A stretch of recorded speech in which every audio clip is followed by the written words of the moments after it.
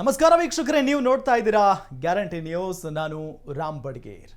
ಇತ್ತೀಚಿನ ದಿನಗಳಲ್ಲಿ ನಿಮಗೂ ಅನಿಸ್ತಾ ಇರುತ್ತೆ, ಯಾಕೋ ಮೋದಿ ಅವರ ಟೈಮ್ ಮತ್ತು ಈ ಬಿಜೆಪಿಯ ಟೈಮ್ ಸರಿ ಇಲ್ಲ ಅಂತ ಹೇಳಿ.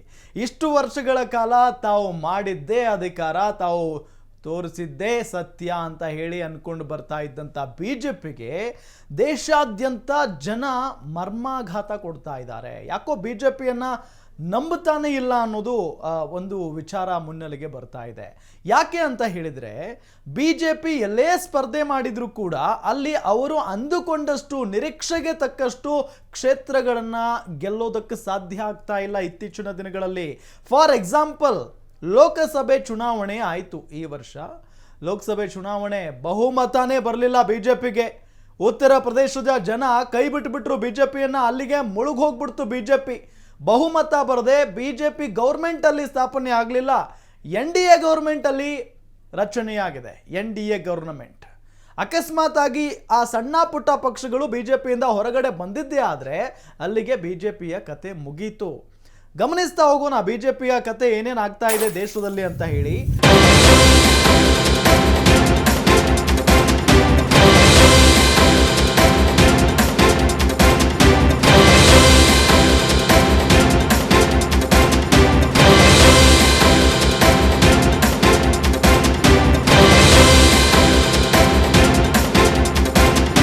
ಲೋಕಸಭೆ ಚುನಾವಣೆ ಬಳಿಕ ಬಿಜೆಪಿಗೆ ಶಾಕ್ ಮೇಲೆ ಶಾಕ್ ಆಗ್ತಾ ಇದೆ.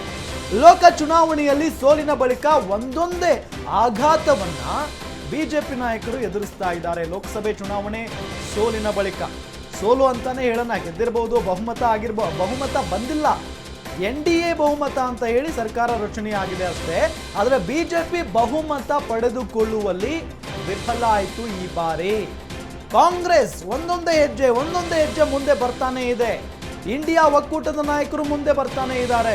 ಆದರೆ ಬಿಜೆಪಿ ಹಂತವಾಗಿ ಕೆಳಗಡೆ ಹೋಗ್ತಾ ಇದೆ. 7 ರಾಜ್ಯಗಳ ಉಪಚುನಾವಣೆ ನಡೆಯಿತು. 7 ರಾಜ್ಯಗಳಲ್ಲಿ ಉಪಚುನಾವಣೆ ನಡೆಯಿತು. ಅಲ್ಲಿ ಹಿನ್ನಡೆ ಅನುಭವಿಸಿದೆ ಬಿಜೆಪಿ. 7 ರಾಜ್ಯಗಳಲ್ಲೂ ಕೂಡ ಬಿಜೆಪಿ ಹಿನ್ನಡೆಯನ್ನ ಅನುಭವಿಸಿದೆ. ಬಿಜೆಪಿ ವಿರುದ್ಧ ಕಾಂಗ್ರೆಸ್ ನೇತೃತ್ವದ ಇಂಡಿಯಾ ಒಕ್ಕೂಟ ಮುನ್ನಡೆಯನ್ನ ಪಡೆದುಕೊಂಡು ಹೋಗ್ತಾ ಇದೆ. ನೋಡಿ ಹೆಂಗಿದೆ ಪರಿಸ್ಥಿತಿ. ಈಗ ಎಷ್ಟು ವರ್ಷಗಳಾಯಿತು, ಈಗ 3ನೇ ಬಾರಿಗೆ ಪ್ರಧಾನಿಯಾಗಿರೋದು ಮೋದಿ ಅವರು. ಇಲ್ಲಿವರೆಗೂ ಎಲ್ಲ ಅವರ ಕೈಯಲ್ಲಿದೆ ಅಂತಾನೆ ಅನ್ಕೊಂಡಿದ್ರು, ಅಂದ್ರೆ 10 ವರ್ಷಗಳ ಕಾಲ. ಆದರೆ ಈ ಬಾರಿ ಲೋಕಸಭಾ ಚುನಾವಣೆಯಲ್ಲಿ ಬಿಜೆಪಿಗೆ ಮರ್ಮಾಘಾತವನ್ನ ಕೊಟ್ಟು ಬಿಟ್ಟರು ಜನ ಅಂದ್ರೂ ಕೂಡ ತಪ್ಪಾಗ್ಲಿಕ್ಕಿಲ್ಲ. ಈಗ ವಿಧಾನಸಭಾ ಚುನಾವಣೆಗಳಲ್ಲೂ ಕೂಡ ಬಿಜೆಪಿಗೆ ಶಾಕ್ ಕಾದಿದೆ. ಮುಂಬರುವಂತ ವಿಧಾನಸಭಾ ಚುನಾವಣೆಗಳಲ್ಲಿ ಬಿಜೆಪಿ ಹೀನಾಯವಾಗಿ ಸೋಲುತ್ತೆ, ಇಲ್ಲ ಹಿನ್ನಡೆಯನ್ನ ಅನುಭವಿಸುತ್ತೆ ಅಂತ ಹೇಳಿ ಕೆಲವೊಂದಿಷ್ಟು ಸಂಸ್ಥೆಗಳು ಹೇಳ್ತಾ ಇದ್ದಾವೆ, ಸಮೀಕ್ಷೆಗಳು ಹೇಳ್ತಾ ಇದ್ದಾವೆ. ಆರಂಭಿಕ ಸಮೀಕ್ಷೆಗಳೇ ಬಿಜೆಪಿಗೆ ಸೋಲಿನ ಮುನ್ಸೂಚನೆಯನ್ನ ಕೊಡ್ತಾ ಇದ್ದಾವೆ. ಇನ್ನು ಆರಂಭಿಕ ಸಮೀಕ್ಷೆಗಳಿದು. ಈಗಲೇ ಆ ಸಮೀಕ್ಷೆಗಳಲ್ಲಿ ಬರ್ತಾ ಇದೆ ಬಹಳ ಸ್ಪಷ್ಟವಾಗಿ, ಮುಂದಿನ ವಿಧಾನಸಭಾ ಚುನಾವಣೆಗಳು ಬೇರೆ ಬೇರೆ ರಾಜ್ಯದಲ್ಲಿ ಆಗ್ತಾವಲ್ಲ, ಆ ಚುನಾವಣೆಗಳಲ್ಲಿ ಬಿಜೆಪಿ ಸೋಲು ಗ್ಯಾರಂಟಿ ಅಂತ ಹೇಳ್ತಾ ಇದ್ದಾವೆ. ಮೊನ್ನೆ ಮಹಾರಾಷ್ಟ್ರದಲ್ಲಿ ಬಿಜೆಪಿಗೆ ಹಿನ್ನಡೆ ಎಂಬ ಸರ್ವೆ ಬಂದಿತ್ತು. ಒಂದು ಸಂಸ್ಥೆ ಸರ್ವೆ ಮಾಡ್ತು. ಆಗ ಸಮೀಕ್ಷೆ ಹೇಳುತ್ತೆ, ಖಂಡಿತವಾಗಿಯೂ ಮಹಾರಾಷ್ಟ್ರದ ವಿಧಾನಸಭಾ ಚುನಾವಣೆಯಲ್ಲಿ ಈ ಬಾರಿ ಬಿಜೆಪಿಗೆ ಹಿನ್ನಡೆಯಾಗುತ್ತೆ, ಸೋತ್ ಹೋಗುತ್ತೆ ಹೀನಾಯವಾಗಿ ಅಂತ ಹೇಳಿ ಆ ಸರ್ವೆ ಹೇಳುತ್ತೆ. ಅದಾದ ನಂತರ ಈಗ ಹರಿಯಾಣದಲ್ಲೂ ಕೂಡ ಬಿಜೆಪಿಗೆ ಸೋಲಿನ ಭೀತಿ ಶುರುವಾಗ್ಬಿಟ್ಟಿದೆ. ಹರಿಯಾಣದಲ್ಲೂ ಸೋಲುತ್ತೆ ಬಿಜೆಪಿ ಅಂತ ಹೇಳಿ ಒಂದು ಸರ್ವೆ ಹೇಳ್ತಾ ಇರೋದು. ಹರಿಯಾಣದಲ್ಲಿ ಬಿಜೆಪಿಗೆ ಸೋಲು ಅಂತ ಸಮೀಕ್ಷೆ ಭವಿಷ್ಯವನ್ನ ನುಡಿದಿದೆ. ಬಿಜೆಪಿ ಅಧಿಕಾರ ಕಳೆದುಕೊಳ್ಳಲಿದೆ ಅಂತ ಚುನಾವಣಾ ಪೂರ್ವ ಸಮೀಕ್ಷೆ ಹೇಳ್ತಾ ಇದೆ. ಈಗ ಹರಿಯಾಣದಲ್ಲಿ ಬಿಜೆಪಿನೇ ಇದೆ, ಅಧಿಕಾರ ಕಳೆದುಕೊಳ್ಳುವುದು ಕಟ್ಟಿಟ್ಟ ಬುತ್ತಿ ಅಂತ ಹೇಳಿ ಈ ಒಂದು ಸಮೀಕ್ಷೆ ಹೇಳ್ತಾ ಇದೆ. ಹರಿಯಾಣದಲ್ಲಿ ಮೈತ್ರಿ ಮುಖೇನ ಈಗ ಬಿಜೆಪಿ ಅಧಿಕಾರದಲ್ಲಿದೆ, ಅದು ಬೇರೆ ವಿಚಾರ. ಬಿಜೆಪಿಗೆ ಕಾಂಗ್ರೆಸ್ ಟಕ್ಕರ್ ಕೊಡುತ್ತೆ, ಹಸ್ತಪಾಳಯದತ್ತ ಮತದಾರ ಪ್ರಭುಗಳು ಹೋಗ್ತಾರೆ ಅಂತ ಹೇಳಿ ಈ ಸಮೀಕ್ಷೆ ಹೇಳ್ತಾ ಇದೆ. ಅಂದ್ರೆ ಕಾಂಗ್ರೆಸ್ ಈ ಬಾರಿ ಬಿಜೆಪಿಗೆ ಎಲ್ಲಾ ಒಂದು ರಾಜ್ಯಗಳಲ್ಲೂ ಕೂಡ ಟಕ್ಕರ್ ಕೊಡ್ತಾ ಇದೆ ಬಹಳ ಸ್ಪಷ್ಟವಾಗಿ. ಜೊತೆಗೆ ಗ್ಯಾರಂಟಿ ಯೋಜನೆಗಳನ್ನು ಘೋಷಣೆ ಆಗಿರಬಹುದು, ಜೊತೆಗೆ ಒಬ್ಬ ದಲಿತ ನಾಯಕನನ್ನ ರಾಷ್ಟ್ರೀಯ ಅಧ್ಯಕ್ಷನನ್ನಾಗಿ ಆಯ್ಕೆ ಮಾಡಿದ್ದಾಗಿರಬಹುದು. ಹೀಗೆ ಸಿಕ್ಕಾಪಟ್ಟೆ ಪ್ಲಸ್ ಪಾಯಿಂಟ್ಗಳು ಕಾಂಗ್ರೆಸ್ ಕೈ ಹಿಡಿತಾ ಇದ್ದಾವೆ. ಇದರ ಜೊತೆಗೆ ಮುಂಚೆ ಎಲ್ಲ ಏನಾಗ್ತಾ ಇತ್ತು ಅಂತ ಅಂದ್ರೆ ಕೇವಲ ಗಾಂಧಿ ಪರಿವಾರವನ್ನ ಮುಂದೆ ಬಿಟ್ಟು ಕಾಂಗ್ರೆಸ್ ನಾಯಕರು ಹಿಂದೆ ಹಿಂದೆ ಹೋಗ್ತಾ ಇದ್ರು. ಕೇವಲ ಗಾಂಧಿ ಪರಿವಾರ ಮಾತ್ರ ಅಲ್ಲಿ ಮುಂದೆ ಕಾಣಿಸ್ತಾ ಇತ್ತು. ಈಗ ಅದಾದ ನಂತರ ಬಿಜೆಪಿಯವರಲ್ಲಿ ಎಲ್ಲ ನಾಯಕರು ಒಂದೇ ಸಮಾನವಾಗಿ ಮುನ್ನುಗ್ತಾ ಇದ್ರು. ಅಲ್ಲಿ ಒಂದೇ ನಾಯಕತ್ವ ಕಾಣಿಸ್ತಾ ಇರಲಿಲ್ಲ. ಆದರೆ ಈಗ ಸದ್ಯದ ಪರಿಸ್ಥಿತಿಯನ್ನು ನಾವು ಗಮನಿಸ್ತಾ ಇದ್ರೆ ಎಲ್ಲವೂ ಉಲ್ಟಾ ಆಗಿ ಹೋಗಿದೆ. ಬಿಕಾಸ್ ಬಿಜೆಪಿಯಲ್ಲಿ ಕೇವಲ ಮೋದಿ ಅವರು ಮಾತ್ರ ಕಾಣಿಸ್ತಾರೆ. ಯಾವುದೇ ಲೋಕಸಭಾ ಚುನಾವಣೆ ಆಗಿರಬಹುದು, ಯಾವುದೇ ರಾಜ್ಯಗಳ ವಿಧಾನಸಭಾ ಚುನಾವಣೆ ಆಗಿರಬಹುದು, ಸ್ಥಳೀಯ ಮಟ್ಟದ ಚುನಾವಣೆಗಳಾಗಿರಬಹುದು, ಅಲ್ಲೆಲ್ಲ ಕೇವಲ ಬಿಜೆಪಿ ನಾಯಕರು ಮೋದಿ ಅವರನ್ನ ಮುಂದಿಟ್ಕೊಂಡು ಎಲೆಕ್ಷನ್ ನಡೆಸ್ತಾರೆ. ಮೋದಿ ಇದ್ದಾರೆ ವೋಟ್ ಹಾಕಿ, ಮೋದಿ ಇದ್ದಾರೆ ವೋಟ್ ಹಾಕಿ, ಮೋದಿ ಮುಖ ನೋಡಿ ವೋಟ್ ಹಾಕಿ ಅಂತ ಹೇಳಿ ಬಿಜೆಪಿ ನಾಯಕರೆಲ್ಲ ಮತವನ್ನ ಕೇಳ್ತಾರೆ. ಆದರೆ ಕಾಂಗ್ರೆಸ್ನವರು ಈಗ ಒಗ್ಗಟ್ಟು ಪ್ರದರ್ಶನವನ್ನ ಮಾಡ್ತಾ ಇದ್ದಾರೆ ಎಲ್ಲ ರಾಜ್ಯಗಳಲ್ಲೂ ಕೂಡ. ಅದಕ್ಕೆ ಉತ್ತರ ಅಥವಾ ಈ ಬಾರಿ ಲೋಕಸಭೆ ಚುನಾವಣೆಯಲ್ಲಿ ಜನ ಕೊಟ್ಟಿದ್ದಾರಲ್ಲ ಅದೇ ಉತ್ತರ ಅಂತಾನೆ ಹೇಳ್ಬೋದು. ಯಾಕೆ ಅಂತ ಹೇಳಿದ್ರೆ ಕಾಂಗ್ರೆಸ್ ಎಲ್ಲ ನಾಯಕರನ್ನ ಒಟ್ಟುಗೂಡಿಸಿ ಮುಂದೆ ಹೋಗ್ತಾ ಇದೆ. ಆದರೆ ಬಿಜೆಪಿ ಕೇವಲ ಮೋದಿ ಅವರನ್ನ ಮುಂದೆ ಬಿಟ್ಟು ಉಳಿದಂತ ನಾಯಕರು ಹಿಂದೆ ಹೋಗ್ತಾ ಇದ್ದಾರೆ. ಎಲ್ಲೂ ಕೂಡ ಮೋದಿ ಅವರ ಉತ್ತರಾಧಿಕಾರಿ ಯಾರಪ್ಪ ಅಂತ ಕೇಳಿದ್ರೆ ಯಾರೂ ಇಲ್ಲ, ಆ ರೀತಿಯಾದಂಥ ಸ್ಟ್ರಾಂಗ್ ಕ್ಯಾಂಡಿಡೇಟ್. ಹಾಗಾಗಿನೇ ಸಹಜವಾಗಿ ಇದು ಬಿಜೆಪಿಯ ಹಿನ್ನಡೆಗೆ ಕಾರಣ ಆಗ್ತಾ ಇದೆ ಅಂತಾನೆ ಹೇಳಬಹುದು. ಇನ್ನು ಪೋಲ್ ಟ್ರ್ಯಾಕರ್ ಏಜೆನ್ಸಿಯಿಂದ ಸಮೀಕ್ಷಾ ಫಲಿತಾಂಶ ಹೊರಬಿದ್ದಿದೆ. ಹಾಗಾದ್ರೆ ಪೋಲ್ ಟ್ರ್ಯಾಕರ್ ಸರ್ವೆಯಲ್ಲಿ ಯಾರಿಗೆ ಎಷ್ಟು ಸ್ಥಾನಗಳು ಸಿಗಬಹುದು ಅನ್ನೋ ಕುತೂಹಲ ಇದೆ.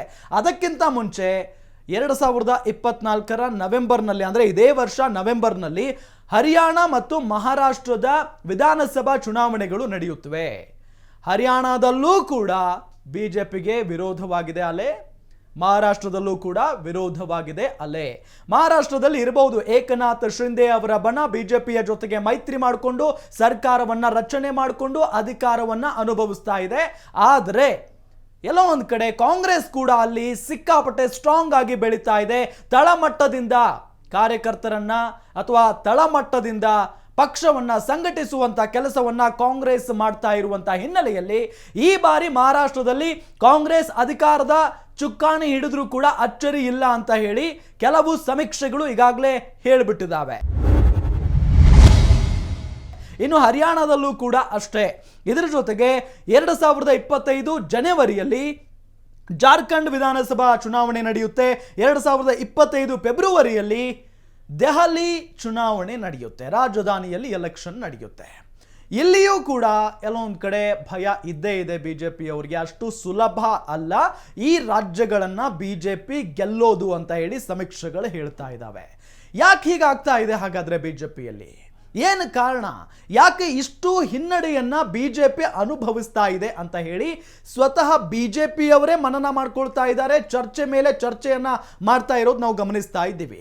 ಯಾಕೆ ಅಂತ ಹೇಳಿದ್ರೆ 3ನೇ ಬಾರಿಗೆ ಪ್ರಧಾನಿ ನರೇಂದ್ರ ಮೋದಿ ಅವರು ಆಯ್ಕೆಯಾಗಿದ್ದಾರೆ, ಪ್ರಧಾನಿಯಾಗಿದ್ದಾರೆ. ಆದರೆ ಇಷ್ಟೆಲ್ಲ ಆದರೂ ಕೂಡ ದೇಶದಲ್ಲಿ ಬಿಜೆಪಿಯ ವಿರೋಧಿ ಅಲೆ ಸೃಷ್ಟಿಯಾಗಿದೆ, ನಿರ್ಮಾಣ ಆಗಿದೆ. ಕಾರಣ ಏನು? ನರೇಂದ್ರ ಮೋದಿ ಅವರು ಸರಿಯಾಗಿ ಕೆಲಸ ಮಾಡ್ತಾ ಇಲ್ವಾ ಹಾಗಾದ್ರೆ?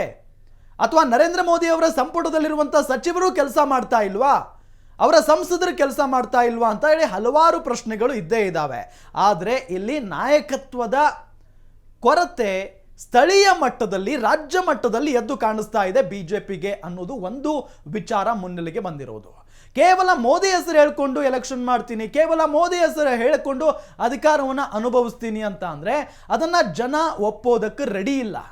ಈಗ ನಾನು ಹೇಳಿದ ಹಾಗೆ ಹರಿಯಾಣ ಆಗಿರಬಹುದು, ಮಹಾರಾಷ್ಟ್ರ ಆಗಿರಬಹುದು, ದೆಹಲಿ ಆಗಿರಬಹುದು, ಜಾರ್ಖಂಡ್ ಆಗಿರಬಹುದು, ಈ ಎಲೆಕ್ಷನ್ಗಳು ಈ 2 ವರ್ಷಗಳಲ್ಲಿ ನಡೆಯುತ್ತೆ ಬ್ಯಾಕ್ ಟು ಬ್ಯಾಕ್.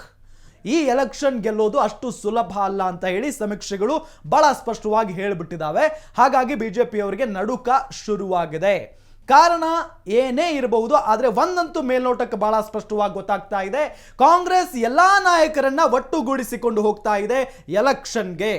ಆದರೆ ಬಿಜೆಪಿ ಕೇವಲ ಮೋದಿ ಅವರನ್ನ ಮುಂದೆ ಬಿಟ್ಕೊಂಡು ಎಲೆಕ್ಷನ್ಗೆ ಹೋಗ್ತಾ ಇರುವಂತಹ ಹಿನ್ನೆಲೆಯಲ್ಲಿ ಇದು ಬಿಜೆಪಿಯ ಹಿನ್ನಡೆಗೆ ಕಾರಣ ಆಗ್ತಾ ಇದೆ ಅನ್ನೋದು ಬಹಳ ಸ್ಪಷ್ಟವಾಗಿ ಗೊತ್ತಾಗ್ತಾ ಇದೆ. ಈ ಒಂದು by election, Lok Sabha by election ಏನ್ ನಡೀತಲ್ಲ 13 ಕ್ಷೇತ್ರಗಳಲ್ಲಿ 7 ರಾಜ್ಯಗಳಲ್ಲಿ ಕೇವಲ 2 ಕ್ಷೇತ್ರಗಳಲ್ಲಿ ಮಾತ್ರ ಬಿಜೆಪಿ ಗೆದ್ದಿದೆ. ಇನ್ನುಳಿದಂತ ಎಲ್ಲಾ ಕ್ಷೇತ್ರಗಳಲ್ಲೂ ಕೂಡ ಕಾಂಗ್ರೆಸ್ ಬೆಂಬಲಿತ ಇಂಡಿಯಾ ಒಕ್ಕೂಟದ ನಾಯಕರುಗಳೇ ಗೆದ್ದು ಬೀಗಿದ್ದಾರೆ, ಅಭ್ಯರ್ಥಿಗಳೇ ಗೆದ್ದು ಬೀಗಿದ್ದಾರೆ. ಹಾಗಾಗಿನೇ ಬಿಜೆಪಿ ಅವರಿಗೆ ಸಿಕ್ಕಾಪಟ್ಟೆ ಟೆನ್ಷನ್ ಶುರುವಾಗಿದೆ. ನೋಡೋಣ ಇದರಿಂದ ಎಚ್ಚೆತ್ತುಕೊಂಡು ಬಿಜೆಪಿ ಯಾವ ರೀತಿಯಾಗಿ ಹೊರಗಡೆ ಬರುತ್ತೆ, ಅಥವಾ ಕಾಂಗ್ರೆಸ್ಗೆ ಮತ್ತೊಮ್ಮೆ ಟಕ್ಕರ್ ಕೊಟ್ಟು ಯಾವ ರೀತಿಯಾಗಿ ಎದ್ದು ನಿಲ್ಲುತ್ತೆ ಅಂತ ಕಾದ್ ನೋಡೋಣ. ನೋಡ್ತಾ ಇರಿ ಗ್ಯಾರಂಟಿ ನ್ಯೂಸ್, ಸುದ್ದಿ ಖಚಿತ, ನ್ಯಾಯ ನಿಶ್ಚಿತ.